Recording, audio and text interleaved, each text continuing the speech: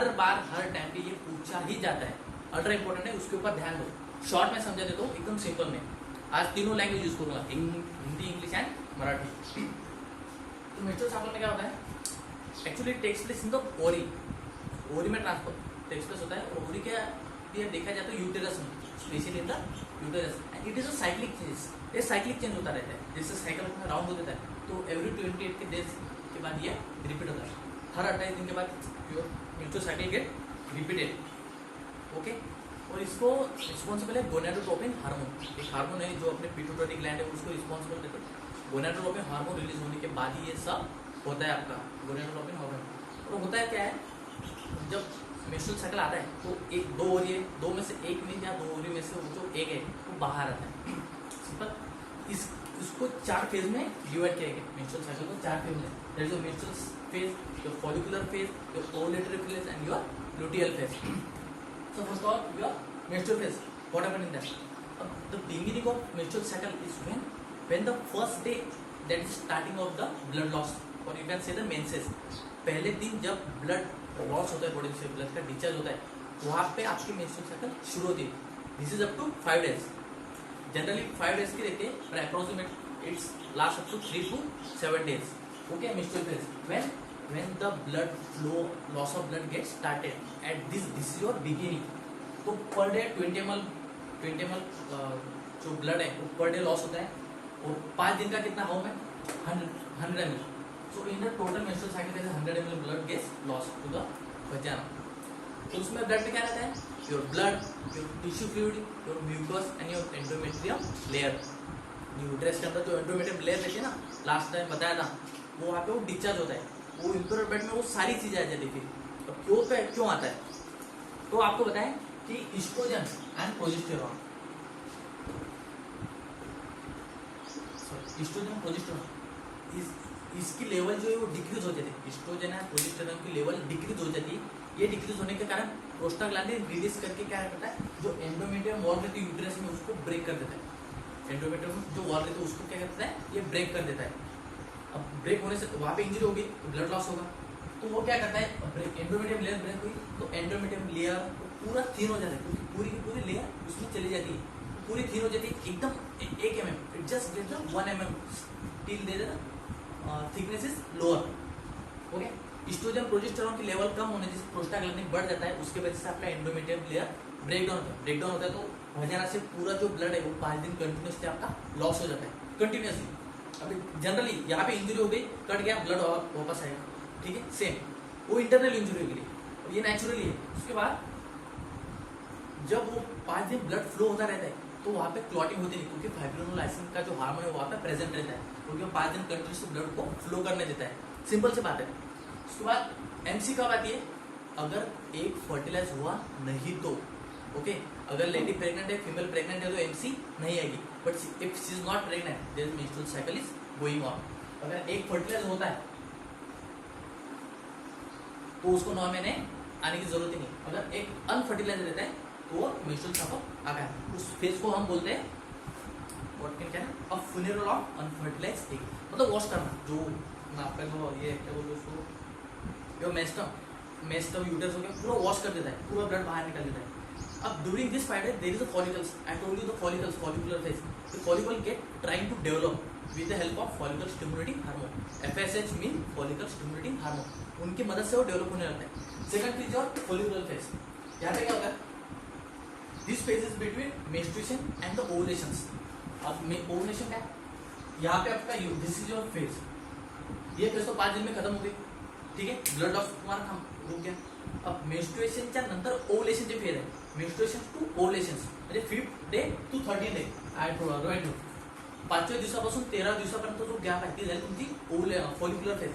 या फेज मध्ये काय होतं, ते फॉलिकल्स आहेत ते डेव्हलप होण्यासाठी they are trying to develop, but only one follicle they get mature, you can say the graafian follicle and you can say the mature follicle, rest are degenerate.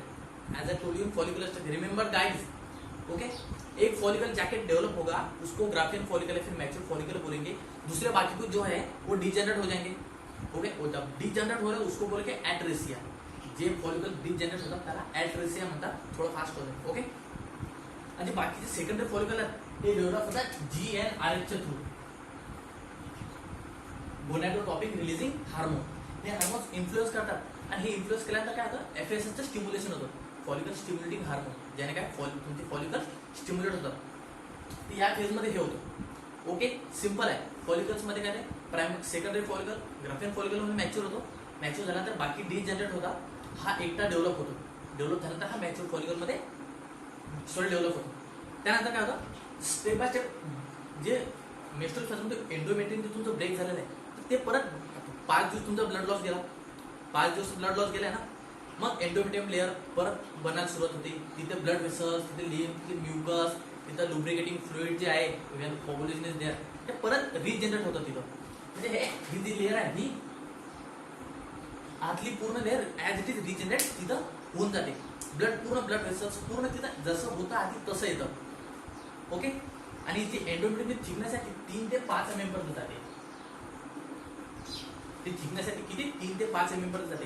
का तर जर नेक्स्ट टाइम जर एक fertilise झाला तर ते फिटसला, जर pregnant असेल तर ते फिटसला बाइंड करण्यासाठी त्याची थिकनेस वाढवली जाते, स्ट्रॉंग होतं ते 3 ते 5 mm पर्यंत. नंतर तुमची ओव्युलेटर फेज. यामध्ये काय होणार आहे, जो मॅच्युअर रप्चर फॉलिकल आहे ना, एक आपला जो फॉलिकल आहे तो मॅच्युअर झाला, बाकी आता डिजनरेट झाले. ओके, तर जो हे झालेला आहे मॅच्युअर झालेला फॉलिकल, तो इथे रप्चर होतो आणि या ॲब्डोमेन रिजनमध्ये थोडा पेन होतो.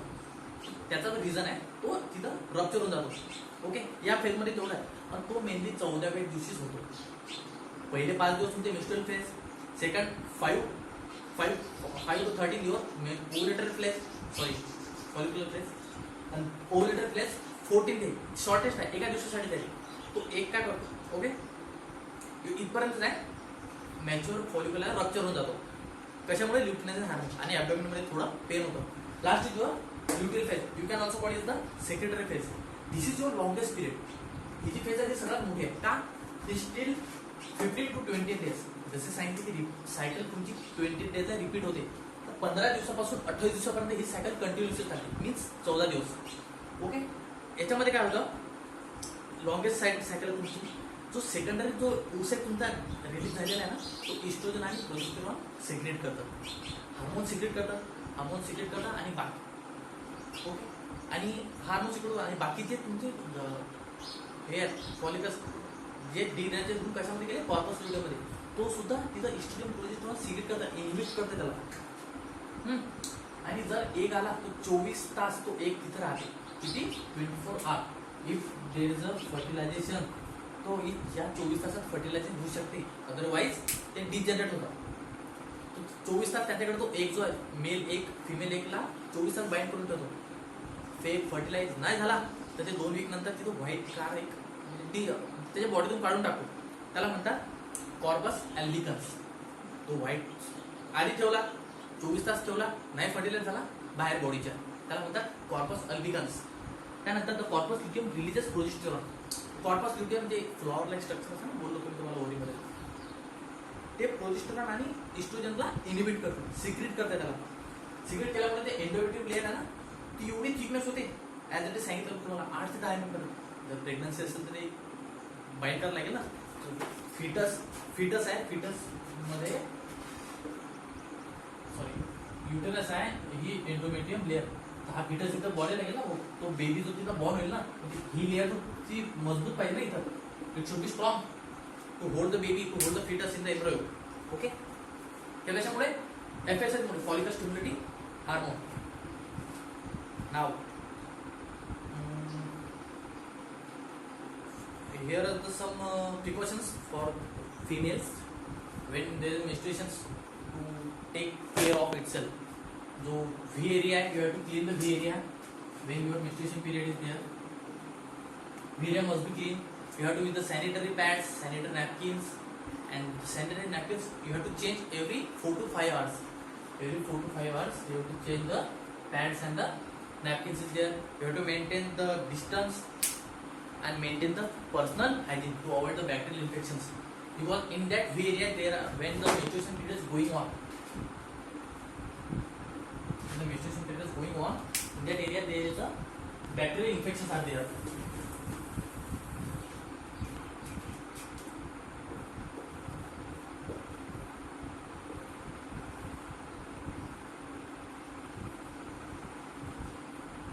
V एरिया में बैक्टीरियल इन्फेक्शन होता है, you have to use the pads, means the V area should be clean, the pubis are not be there. Okay, so today we see menstrual cycle. Human cycle एक change होता है, ओरी में होता है, ओरी के बाद यूट्रस को ब्रेक डाउन करता है, 4 फेज में उसका डिवाइडेशन होता है, हर 28 दिन के बाद उसको रिपीट होती है, 4 phase menstrual phase, follicular phase, ovulatory phase, luteal phase. Menstrual phase मध्ये काय होतं, ज्या दिवशी ब्लड लॉस होतो सुरुवात होतो तो तुमचा फर्स्ट डे 5 दिवसाची ब्लड, एका दिवशी 20 ml ब्लड, 5 दिवसाचा 100 ml ब्लड. ओके, कारण इस्ट्रोजन प्रोजेस्टेरॉनचे लेवल कमी झाल्यामुळे प्रोस्टाग्लॅंडिन त्याचं रिलीज होतं आणि तो एंडोमेट्रियम प्ले ब्रेक्स करतो. ओके, हे इथपर्यंत आहे. याच्यामध्ये 16 ते फॉलिकल्स आहेत, ते डेव्हलप व्हायला सुरुवात होतं. सेकंड फेजमध्ये तुमचे फॉलिकल्स आहेत 5 ते 13 दिवसापर्यंत जातात.